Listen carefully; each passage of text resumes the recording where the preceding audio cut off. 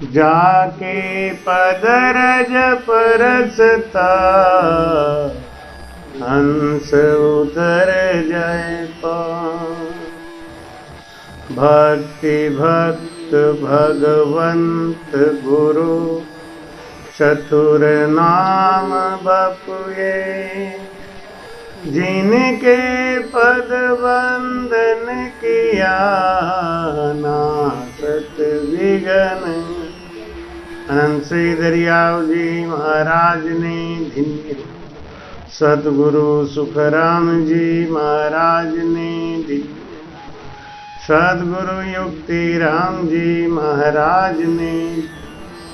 परम दयाल सतगुरु स्वामी जी श्री कुशाल दास जी महाराज ने धन्य हो। संत श्री ज्ञानेश्वरी बाई जी।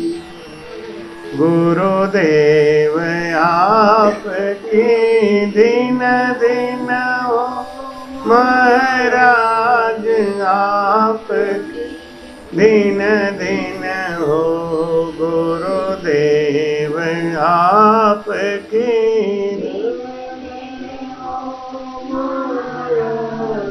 आपके दीन दीन हो। मैं जन्म जन्म का भटका हूँ। मैं जन्म भटका हूँ। मुझे अपनी शरण में रहने दो। मुझे अपनी शरण में दो। गुरुदेव आपके दीन दीन हो महाराज आपकी दीन दीन हो महाराज। संत को न्योत जिमावे को वासरवर त्यों लोक में। जिम्या पुण्य न हो जिम्या पुण्य न हो। बात को मानो भाई पांडव के दरबार यज्ञ में कीमत आई। अनंत धर्म सुख राम कहे। त्रिउटी चढ़िया संत को न्योत जिमावे। महाराज कहते हैं कि घर आश्रम बांध कर संतन पोखे लाए। ताकू धृग सुख राम के धृग नर जन्म कहाय। बोलो राम।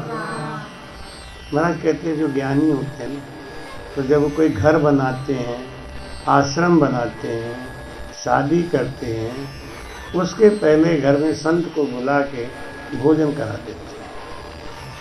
एक संत को भोजन कराने का कहते हैं लेकिन ये अपने बस में नहीं कि राम जी की मर्जी होती है तो अपने आप होता है। हमारा जब पुण्य होता है हमारा जब प्रारब्ध होता है वो पुण्य और प्रारब्ध उजागर होता है तब घर में संत आते हैं। कहते बिना बुलाए संत घर में आए तो इससे बड़ा कोई सौभाग्य नहीं होता। और बुलाने पर संत आ जाए तो इससे बड़ा कोई भाग्य नहीं होता।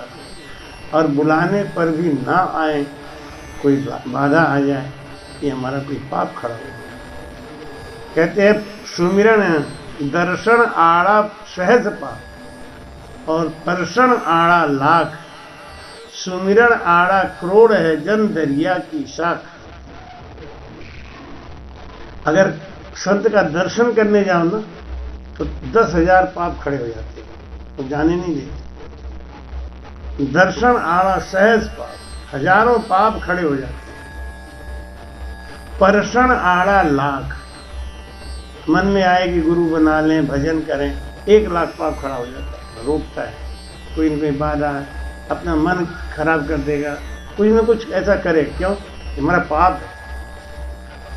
भागवत में भी कथा आती है कि जब आपका सत्संग से और भगवत प्रेम से प्रेम कम होने लग जाए तो आप समझ लो कि आपका पुण्य खत्म हो। जब पुण्य खत्म होता है तब हमारा संत से और सत्संग से प्रेम कम होने लग जाता है। तब उसमें हमको विरह करना चाहिए, परमात्मा से प्रार्थना करना चाहिए। ये निश्चित है कि आगे आने वाले समय में कोई विपत्ति आने वाली है, इसीलिए पहले संत को और सत्संग को हटा है। संत से मिलना होता रहे, सत्संग मिलता रहे, ये प्रभु की कृपा होती है, तब होता है। जब हनुमान जी लंका गए तो जगह जगह सब घर में घूम के देखे आए, लेकिन कहीं किसी का दरवाजा खटखटाया नहीं, किसी से बात नहीं किया। और विभीषण के दरवाजे पे गए तो दरवाजा खटखटा, देखो सबके घर में घुस गए। मंदिर लिखा तुलसीदास जी ने, सबके घर में घुस के सीता माता को खोज कर रहे थे। विभीषण के घर में घुस के नहीं गए, दरवाजा खटखटाया। क्यों? संत के सामने जाने के लिए आदमी को, संत के सामने जाने के लिए गुण होना चाहिए। एक कहते हैं ना क्वालिटी, वो क्वालिटी होनी चाहिए। हनुमान जी वीर हैं, परम वीर हैं, वो सब जानते हैं, ज्ञानी भी थे। तो उन्होंने कहा नहीं, ये संत हैं, इनके घर में चोरी से जाना ठीक है। उन्होंने देखा ना कि ये राम राम कर रहे हैं, घर में तुलसी का पेड़ लगा हुआ है, गेट के बाहर राम राम लिखा हुआ है। गेट के बाहर जो राम लिखते हैं ना, ये संत लोग मंत्र पढ़ के राम रक्षा करके राम लिख देते हैं। इससे क्या होता है कि कोई गलत आत्मा होती है ना, उस राम को देख के वो पीछे हट जाती है, भक्ति नहीं है। इसलिए घर के दरवाजे पे राम लिखना ही चाहिए। ये अपना सनातन धर्म का मूल ज्ञान में ही आता है। तुलसी का पेड़ लगाओ, नहीं है तुलसी का पेड़ तो दरवाजे पे राम तो जरूर लिखा हो। उस राम के प्रभाव से बुरी आत्मा घर में नहीं जाती। तो भाई कहते हैं संत जब आते हैं ना, तो ये परमात्मा की कृपा होती है। विभीषण क्या कहते हैं? अब भरोस मोहे भानुमंता, अब भरोस मोहे भानुमंता, बिनु हरि कृपा मिले नहीं संता। बिना परमात्मा की कृपा के संत नहीं मिलते। और मिलने के तो बहुत लोग मिल गए, देखो गाड़ी में आ रहे थे तो बहुत मिल रहे थे, लेकिन क्या सबका भाग्य थोड़ी उदय हो रहा है? किसी को भाव नहीं है ना। नफो वस्तु में नहीं है, नफो भाव में हो। भाव भी होना किशन दास बैठा पूंजी, जिसके अंदर भाव नहीं ना, उसका सब पूंजी चला जाता है। जैसे कभी कभी लोग व्यापार करते हैं, कभी आलू का, कभी धान का, कभी गेहूं का, भाव चढ़ा होता है तो उस समय नहीं बेचा, तो ये थोड़ा और भाव चढ़ जाए, थोड़ा और भाव चढ़ जाए, और पता चला भाव उतर गया, अब उनको घाटा हो गया। जब भाव चढ़ा हुआ था तब नहीं बेचा, भाव उतर गया अब बेच रहे हैं तो घाटा हो गया। ऐसे ही नफो वस्तु, आलू वही है, धान वही है, गुड़ वही है, गन्ना वही है, लेकिन भाव गिर गया। ऐसी संत वही है, फल वही दे सकते थे, लेकिन भाव गिर गया। अब भाव गिर गया तो क्या करें? नफो वस्तु में नहीं है, नफो भाव में। भाई कहते हैं कि घर आश्रम बांध कर संत नफो खेलाए, ताकू धृग सुख राम कहें, धृग नर जन्म कहाय। वो आदमी संसार में व्यापार नहीं कर पाया, कहीं किया अच्छा लेकिन घाटा क्या व्यापार करते हैं हम? सांसों का। तो श्वास तो आपका जाएगा ही जाएगा। एक दिन बीत गया तो 21,600 सांस तो आपके गए, वो तो गया। कमाई क्या करे? वो तो जाना ही है, उसको रोक नहीं सकते। जैसे कोई किराए का मकान ले ले या किराए की गाड़ी कोई ले ले, अब किसी आदमी की गाड़ी आपने ले ली तो उसने कहा भैया आप तेल डलवाना, लेकिन 1000 रुपये रोज हमको दे दे। तो आपने सोचा कि चलो डलवाएंगे, पैसा हमारा बच जाएगा, लेकिन 1000 रुपये रोज का किराया तो चढ़ेगा ना, और काम आपने कुछ किया नहीं। कहीं नौकरी पे गए नहीं, कोई व्यापार किया नहीं, कोई धंधा किया नहीं, वो 1000 रुपये रोज का जो टैक्स चढ़ रहा है, अब हम खुश क्या हो रहे हैं, हम तो तेल बचा लिए, हम तो तेल बचा लिए। अरे तेल बचा लिए, लेकिन 1000 रुपये जो फालतू का दे रहे हो वो क्यों दे रहे हो? उससे कुछ काम तो करो, कम से कम 3000 का बिजनेस करो तो 1000 उसको देंगे, 500 का पेट्रोल डलवा देंगे तो 1500 तो बचेगा ना। इसलिए महाराज कहते हैं कि सौदागरी चला जीव सौदे, भरत खंड में आया, के एक कर गया लाभ कमाई, के एक मूल ठगाया। बोलो राम। इतने लोग तो हो आराम से कि राम जोर से बोले तो थोड़ा आनंद आ सकता है। हाँ, गले को जोर बोलो राम। ये राम धुनी होने से ना घर की जो बुरी बलाएं होती है वो सब भाग जाती है, राम धुनी होने से खाए। सौदागरी चला जो सौदे, भरत खंड में आया। देखो अगर हम लोग अफ्रीका में पैदा हो गए होते हैं, ऑस्ट्रेलिया में पैदा हो गए होते, वहाँ पे सत्संग होता है क्या? वहाँ पे संत मिलते हैं, वहाँ पे भजन होता है। किसी ने पूछा हमसे कि महाराज ये जो वहाँ पैदा हो गए हैं वो मोक्ष नहीं जाएंगे? सीधी सी बात है, मोक्ष जाना होता तो भरतखंड में पैदा होते। भगवान ने जानबूझ के नहीं भेजा ना यहाँ पे, हम लोगों को तो भरतखंड में भेजा है। तो हमें क्या करना चाहिए कि घर आश्रम बांध कर संत न पोख्यालय, मतलब घर बनावे, शादी ब्याह करे, आश्रम शादी ब्याह करे, तो उसके पहले संत को जी। ये क्या होता है कि प्रभु की कृपा ऐसी हो गई, घर में संत आ गए। देखो एकदम अचानक प्रोग्राम बन गया नहीं, तो एक बिटिया का भाग्य है इसके शादी के पहले इतना बड़ा सत्संग हो जाना। तो मैं समझाते हैं कि त्रिकुटी चढ़िया संत को न्योत जिमा, लाखा लेकर पुण्य करे सो तो जासी खूट। लाखों रुपए का आप दान करो वो खत्म हो जाएगा, लेकिन संत का एक कौरा, किशन दास निज संत का एक ही ग्रास कूट। एक ग्रास भी घर में आपके संत ने ले लिया, वो पुण्य कभी घटने वाला नहीं, वो बढ़ता ही रहता है। लेकिन इसके पीछे एक कैंची लगा दी राम जी। क्या? भाव। मैं कह, भाव का भूखा हूं मैं और भाव ही एक सार है। भाव का भूखा हूं मैं और भाव ही एक सार है। भाव से मुझको भजे तो भव से बेड़ा पार है।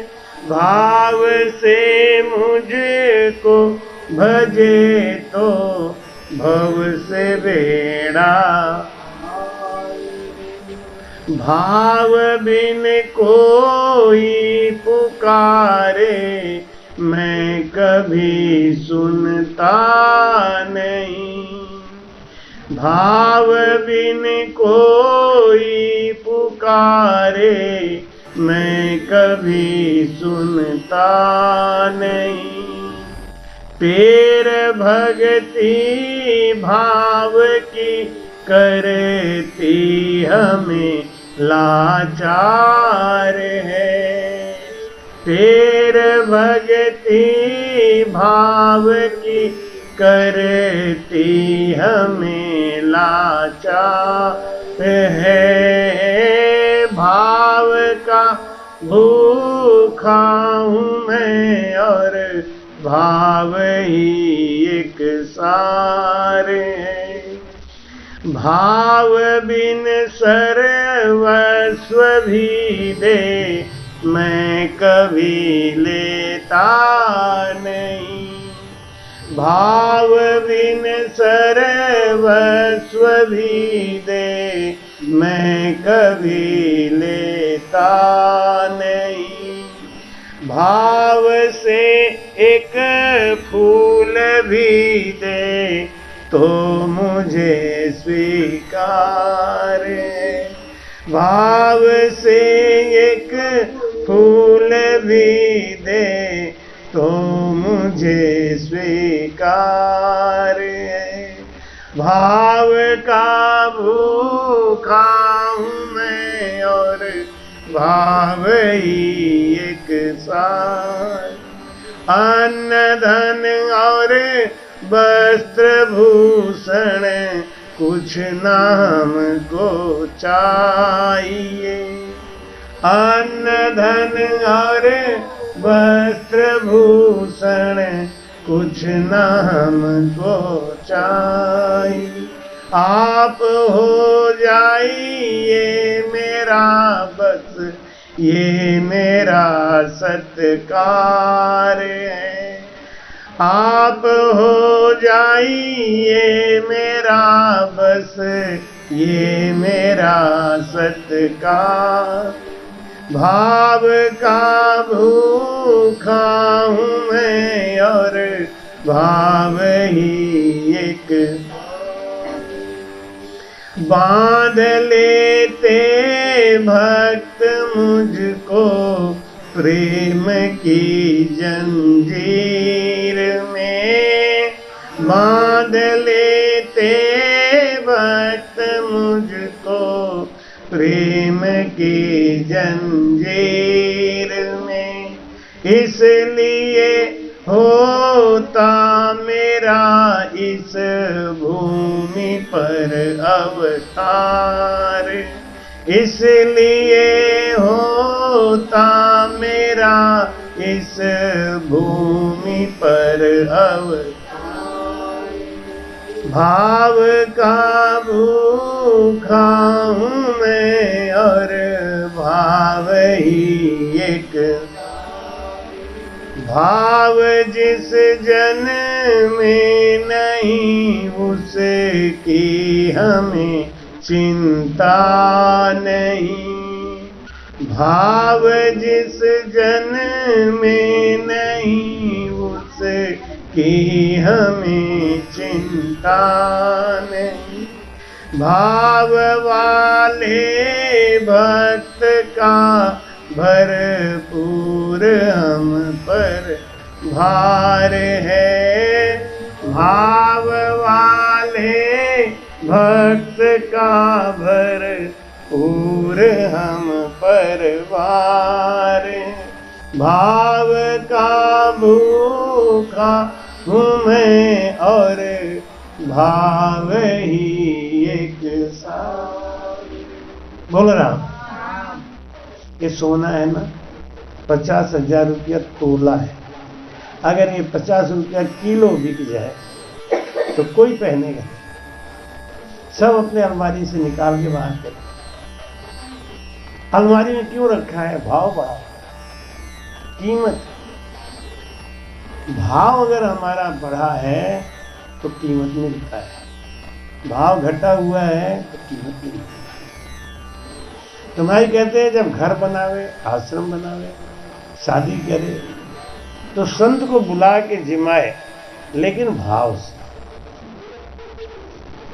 भाव का ही सौदा है, काम तो वही होना है। जैसे साधु संत को बुला लिया, वो घर में आ गए, अब वो तो आ ही गए।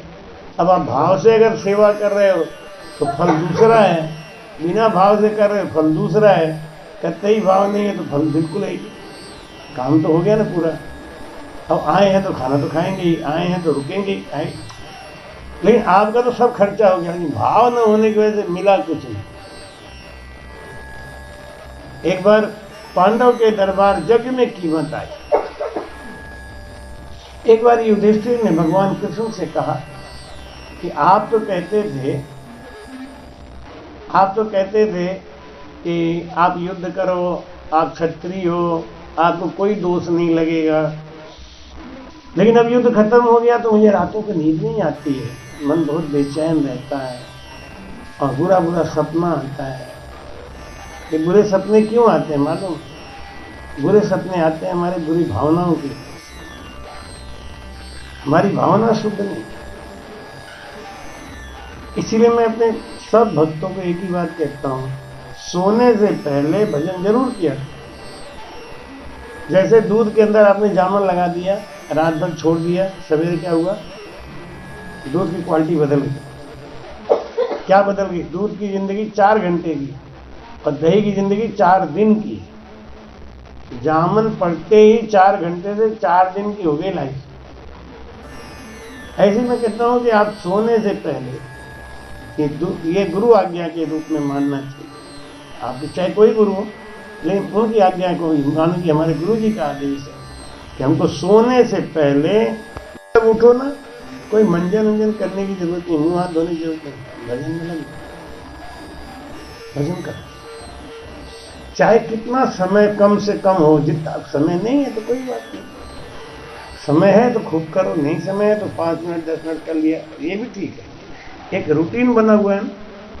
तो सांसों में क्या होता है, राम नाम का जामन लग जाता है। जैसे दूध के अंदर घी है ना, ऐसे हमारे सांस के अंदर परमात्मा है। दूध में से घी अलग करने के लिए जामन डालना पड़ता है, या सांसों में से परमात्मा को अलग करने के लिए राम नाम का जामन, और रोज लगाना पड़ता है, रोज मथन करना पड़ता है। और जो सांस हमारा नींद में गया ना, वो सब भजन के लेखे में चढ़ जाता है। धृग धृग खाली जात है, नाम बिना दम को, धृग दिन सो सुख राम कहें, जा दिन भजन नो। भाई कहते हैं कि धृग धृग खाली जात है, जो सांस हमारा बिना भजन के चला गया वो सांस व्यर्थ गया। एक दिन में कितना सांस लेते हैं? 21,600। तो कम से कम 21,600 बार तो हमें राम राम कहना ही चाहिए, जिससे एक सांस में एक राम का नाम तो लेखे में आ जाए। 21,600 बार तो जरूर लेना चाहिए। अब जो आदमी लेता कितना, जैसे किसी को डायबिटीज की अगर बीमारी है तो उसको 12,000 कदम रोज चलना चाहिए। आदमी चलता कितना है?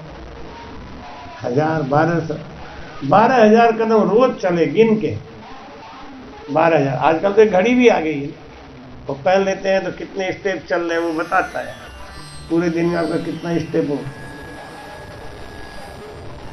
ऐसे ही सांसों में 21,600 सांस हमारा रोज खर्च हो रहा है, तो कम से कम 21,600 बार तो हमको राम राम बोलना ही चाहिए। अब रात को सोने में हम राम राम कैसे बोले? रात को सोते समय तो बोल नहीं सकते। यही तुलसीदास जी ने लिखा है रामायण में कि अब प्रभु कृपा करहु एहि भांति, और सब तजी भजन करहु दिन राति। अब दिन में तो चलो कर लेगा आदमी, रात को कैसे करेगा? रात को तो सो जाए, फिर कैसे करेगा? वही विधि को समझना है। रात को सोने से पहले राम राम राम राम करते हुए सो गए। अब सांस को आदत बन गई, सांस को साइकिल बन गया, और बेहोश होते हुए नींद आते आते हमने उसको वही चीज सुनाया राम राम, तो हम नींद में भी वही चीज वो चालू रखते हैं, तो आदत पड़ गई। जैसे आप इंजन होता है, इंजन को आप पहले हाथ से घुमाते हैं, फिर बाद में उसमें जब फायरिंग हो जाती है तब क्या आपको घुमाना पड़ता है? नहीं, खटपट खटपट खटपट खटपट चलता रहता। ऐसे ये हमारा सांस, जिसको प्रेम है, जिसको भाव है, जिसको अपनी आत्मा का उद्धार करना है। हम लोग शरीर के उद्धार में लगे हुए हैं। शरीर के लिए बढ़िया मकान हो जाए, शरीर के लिए बढ़िया गाड़ी हो जाए, शरीर के लिए अच्छा खाना पीना हो जाए, ये सारा काम शरीर के लिए। लेकिन ये शरीर तो एक दिन जाने वाला, इसको जितना भी कुछ हम कर रहे हैं ये एक दिन नष्ट होने वाला, ये तो बेकार है एकदम से। तो किसके लिए करना चाहिए? महाराज कहते हैं, ये जब युधिष्ठिर ने कहा कि महाराज आप तो कहते थे कि युद्ध करो, तुम क्षत्रिय हो, तुम्हारा धर्म है, तुमको कोई पाप नहीं लगेगा, लेकिन हमको तो बड़ा अजीब सा लगता है, सपना बुरा बुरा आता है। भगवान कृष्ण बोले एक काम करो, पाप ज्यादा हो ना तो अन्नदान करो। दीजे तो अन्न दान कुरे, और लीजे तो हरि नाम। दीजे देना है तो क्या करो? अन्नदान करो। दीजे तो अन्न दान कुरे, लीजे तो हरि नाम। तजिए तो पर तात पूरे, करिए तो पर काज, भजो तो राम भजी जो रे, हरि बिन दूर तजी जो रे, भजो तो राम भजी जो रे, हरि बिन दूर तजी जो रे, दीजे तो अन्नदान कुरे, और लीजे तो हरि नाम। कुछ देने का मन करे ना तो अन्नदान का सबसे बड़ा अन्नदान है। क्यों? अगर हम अगला जन्म लेके आएंगे तो अन्नदान किया है ना, तो कम से कम भूखों नहीं मरेंगे। जहां भी जाएंगे वहां हमको खाना पीना अपना। क्यों है ये पिछले जन्म का प्रभाव है। पिछले जन्म में कोई हमने पुण्य किया था, जिसकी वजह से जहां भी जाते हैं, कह लो महाराज भोजन करो, आओ महाराज भोजन करो। ये क्यों मिलता है? ये सब हमारे पिछले जन्म का किया हुआ पुण्य है। ये पिछले जन्म का किया हुआ पुण्य हमको बार बार मिलता है। अब इस जन्म में नहीं करेंगे तो फिर आगे मिलेगा, ब्लैंक हो जाएगा, खाता चुपता हो जाएगा। एक राजा था तो उसकी 3 लड़कियां थी। तो वो लड़की को बुला के पूछा अपने कि बेटा तुम अपने भाग से खाती हो कि हमारे भाग से खाती हो? तो लड़की बोली पिताजी आपके भाग से खाते हैं, क्योंकि आप इतने बड़े आदमी, आप कमाते हो लाते हो, आपकी वजह से हमको भी मिलता है खाने। राजा बड़ा खुश हुआ। चापलूसी तो दुनिया को अच्छी लगती है। दूसरी लड़की को बुलाया, उससे पूछा, उन्होंने कहा पिताजी आपके ही भाग से खाती। तो राजा ने उन दोनों लड़कियों की शादी खूब धूमधाम से करी कि हमारी वफादार है। एक तीसरी थोड़ी तेज थी दिमाग, तो पिताजी शास्त्र में तो यही लिखा है कि करसी सोई भुगत सी, प्राणी पुण्य पाप, सुन जो सब सुख राम कहें, कुण बेटो कुण बाप। बोलो राम। अब सरलापुर में केवल मनोज वर्मा ही थोड़ी, और भी तो होंगे ना, लेकिन अनुभवदास केवल मनोज वर्मा के घर में की पाए। पिछले जन्म का प्रारब्ध, ये बिना प्रारब्ध के नहीं होता। ये सब प्रारब्ध से होता है। मिलना, प्रेम आ जाना, जुड़ जाना, ये सब प्रारब्ध से होता है, सहज नहीं होता। तो भगवान किसने कहा कि तुम अन्नदान करो? दीजिए तो अन्नदान को, लीजिए तो हरि नाम। लेना है तो क्या करो? लेना है तो किसी से पैसा रुपया मत मांगो, क्योंकि जो आपके बस में है, जो आपके भाग्य में है ना, वो आपको मिलेगा। आपके जो भाग्य की चीज है वो आपको मिलेगा, और जो आपके सफलता या असफलता, इसलिए मैं कहती हूँ तेरे की कुछ होवत नहीं, प्रयास करना हमारा करे क्या जीव अज्ञानी, कभी भी इन्हीं को कण दिए मन कुंजर देह के संग जो चिट्ठी लिखानी, कब क्या होना तेरे किया कुछ हो। क्या करेंगे हम फिर? पूरे दिन सत्संग नहीं कर सकते, पूरे दिन भजन नहीं कर सकते, पूरे दिन पाठ नहीं कर सकते, तो उसको समय में बांध दिया कि जब सत्वगुण का समय है तो सत्वगुण, जब रजोगुण का समय है तो रजोगुण, और जब तमोगुण का समय है तो तमोगुण होना चाहिए। रजोगुण क्या है? भोजन करना, नौकरी करना, पैसा कमाना, ये रजोगुण है, बहुत जरूरी है। तमोगुण क्या है? नींद लेना, नींद लेना बहुत जरूरी है। सत्वगुण क्या है? भजन करना, गुरु बनाना, ये सब काम सत्वगुण में आता है। तो इनकी एक मर्यादा होती है, अपने अपनी मर्यादा में रखें। दिन भर कोई सत्वगुण नहीं जी सकता, दिन भर कोई रजोगुण में नहीं जी सकता, दिन भर कोई तमोगुण में भी नहीं। आजकल तो है कुछ लोग 14-14 घंटा सोते हैं, अब उनको कौन समझाए? सोने में बहुत ज्यादा सांस नष्ट होती है, सोने से हमारी उम्र कम होती है, सांस बहुत नष्ट होता है। तो भाई कहते हैं कि भगवान कृष्ण ने कहा युधिष्ठिर से कि आप यज्ञ करो, अन्नदान करो।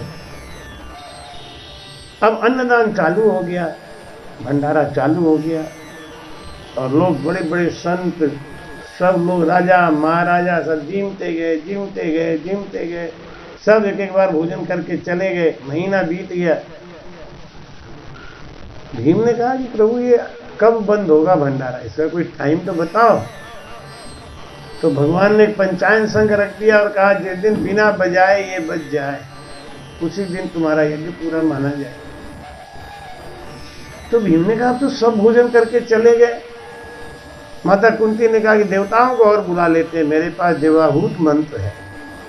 देवताओं को आहुति दी, देवता आ गए, उनको भी भोजन करा दिया, शंख फिर भी नहीं बजा। भीम बोले कि तुम्हारे शंख में खराबी है, ये शंख बेकार है। भगवान बोले नहीं, अभी कोई शंख बजाने वाला साधु नहीं आया। जिसके भोजन करने से भगवान तृप्त होते हैं ना, अभी जितने आए ना पेटूमल आए। कितने साधु होते हैं? पेटूमल होते हैं। कितने साधु होते हैं वो अपने लिए नहीं खाते, भगवान के लिए खाते। साधु होते हैं ना, साधु कब कितना खाना चाहिए और कब खाना चाहिए, इसका ज्ञान साधु होना चाहिए। जब भूख जोर से लगी हो तो भोजन करना चाहिए, और कितना करना चाहिए, जो आसानी से पच के शरीर में लग जाए, उसको कभी रोग नहीं होगा। नहीं, अब हम लोग देखो कितना, बाप रे, 17 18 घंटे जागना पड़ता है, और नीचे से ऊपर, ऊपर से नीचे इतने आदमी आना, उनको सुलाना, दिखाना, ये सब करना पड़ता है। बीच में सत्संग भी करना है। तो अगर खा खा के टैंकर फुल करके बैठ जाएंगे तो हो गई है? तो देवता लोग भी आगे भोजन करके चले गए, लेकिन शंख नहीं बजा। भीम बोले आप मानो चाहे मत मानो, अब हमारा यज्ञ हो गया पूरा। क्यों? सब खा के चले गए, अब कोई रह ही नहीं गया, यज्ञ नहीं पूरा हो गया, हो गया। भगवान बोले नहीं, भजनानंदी कोई संत पकड़ के ले आओ। ये कौन है? संत तो संत होते हैं, भजनानंदी कोई अलग होते हैं? हाँ, दुनिया में नाग तो बहुत होते हैं ना, लेकिन सब नाग को नागमणि होती है क्या? नागमणि तो किसी किसी सांप में होती है ना। और हाथी तो बहुत है, लेकिन हर हाथी के गजमुखता नहीं हो।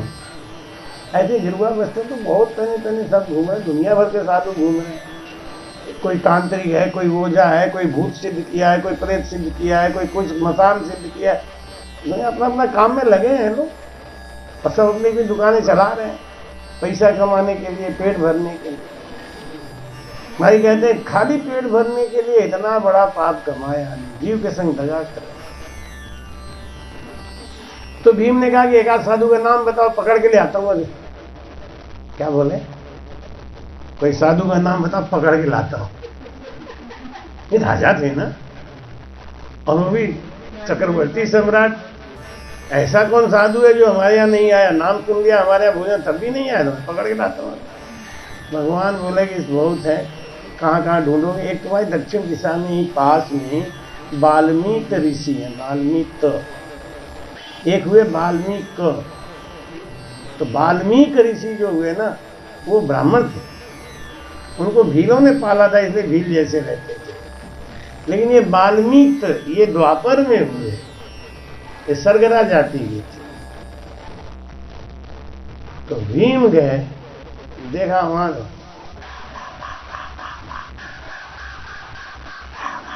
लिवला लगी, लिव बंद भजन हो रहा है आराम से। जाके भीम बोले कैसे साधु हो, तुम्हारे समझ में नहीं आता? मैं राजा, मेरे यहाँ यज्ञ चल रहा है, मैंने क्या हुआ, तुम आए क्यों नहीं? चल रहे तो उठा के ले चलो। वाल्मीकि ऋषि समझ गए कि आदमी के अंदर गड़बड़ है, तेल नहीं। तो उसने उठा के, वाल्मीकि ऋषि ने अपना कमंडल रख दिया, ये ले उठाओ, इसको ले चलो, मैं चल रहा हूं।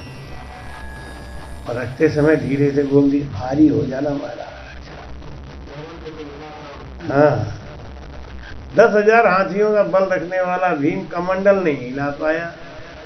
वो तो अपना भजन करने लगे। तो भीम ने सोचा जब इसका कमंडल नहीं उठा पाया तो इसको क्या उठाऊंगा।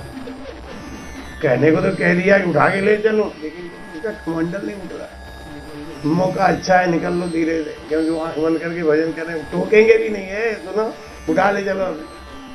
भीम भाग लिए, जाके कृष्ण भगवान से बोले कहाँ भेज दिया, कोई साधु है, 6-7 साल से तो नहाया ही नहीं होगा, ना कोई तिलक, ना कोई छापा, और ना कोई हाथ में माला, ना ये सब, कैसा साधु, कहाँ भेज दिया आपने? हो गया यज्ञ पूरा, हो गया, हो गया, खाली बिना बात हो गया हमारा यज्ञ पूरा, नहीं रहने दो, संग पंग बेकार है। कृष्ण बोले चुपचाप बैठे रहो। अब तो कोई संत भजनानंदी आके भोजन करेंगे ना, तो अपने आप संग बजेगा, और तब तक चलाओ। तो द्रौपदी ने कहा कि मैं जाऊं, मैं लेके आऊं। भगवान ने कहा तू जा। तो भीम बोले ए रथ सजा दो, सेना सजा दो, महारानी जा रही। द्रौपदी बोली लड़ाई करने थोड़ी जा रही, मैं कोई दुश्मन क्या जा रहे, तो सेना लेके जाऊंगा, मैं तो जा रही हूँ भीख मांगने, संत के पास जा रही हूँ भीख मांगने के, आगे भोजन कर लो महाराज, वो भोजन करेंगे तो हमारा यज्ञ पूरा हो जाएगा। इसीलिए मैं पूछता हूँ लोगों से कि बताओ देने वाला बड़ा होता है कि लेने वाला? तो सब कहते देने वाला बड़ा होता है, देने वाला तो भिखारी होता है। देता क्यों है? लालच में। लेने वाला कितना बड़ा परोपकारी होता है, दूसरे की चीज देकर उसकी प्रमोशन करा देते हैं ना लोग, ए महाराज हमारा ये काम बन जाए, हमारा ये काम बन जाए। द्रौपदी बोली मैं जा रही हूँ भीख मांगने, कि आओ चलो महाराज मेरे यहाँ भोजन कर लो तो हमारा यज्ञ पूरा हो जाए। तो उनसे क्या मैं लड़ने जा रही हूँ, सिपाही लगी जाऊँ? जैसा तो सहेली ले लो कि नहीं, मैं महारानी बन के नहीं जाऊंगी। नंगे पैर द्रौपदी गई वाल्मीकि ऋषि के घर, वहां जाके दंडवत किया, प्रणाम किया। वाल्मीकि ऋषि समझ गए ये लड़की जो है ना ज्ञानी, तुम्हें बोल बेटा कैसे आई? गुरुजी मेरे पति ने एक राजस्व यज्ञ किया है, आप चल के भोजन कर लो, हमारा यज्ञ पूरा हो जाए। ऋषि जी सोचे कि पहले परीक्षा ले लो, देखो ये ठीक ठाक है कि नहीं। तो कहे कि हमको 101 अश्वमेध यज्ञ के बराबर दक्षिणा दो तब चलो। तो हजरत महाराज पहला ही पूरा नहीं हुआ आज तक, इतने महीनों से तो यही पहला यज्ञ चल रहा है, 101 का कहां से ला के दूंगी? वाल्मीकि ऋषि बोले तो मैं नहीं जाऊंगा, देना है तो लिया 101 अश्वमेध यज्ञ के बराबर दक्षिणा। द्रौपदी बोली कि महाराज मैंने भी गुरु बनाया, ज्ञान हमको भी है। हमारे गुरुजी बताते थे कि संत मिलन को चालिए, जेता धरिए पाँव, पेंड पेंड अश्वमेध यज्ञ फले जुबन का भाव। संत मिलन को चालिए, तज माया अभिमान, और जेता पग आगे धरे, कोटिक यज्ञ सभा। द्रौपदी कहती है महाराज हमने संतों के मुख से एक बात सुनी है कि संत के पास अगर जाता है और माया का कोई अभिमान नहीं है, बनावट कोई चीज नहीं है, भाव से जाता है, उसके अंदर भाव लबालब भरा हुआ है, तो उसका एक एक पैर अश्वमेध यज्ञ के बराबर का फल देता है। अगर ये बात सही है महाराज तो आप कृपया चैनल को सब्सक्राइब करना ना भूलें। राम राम।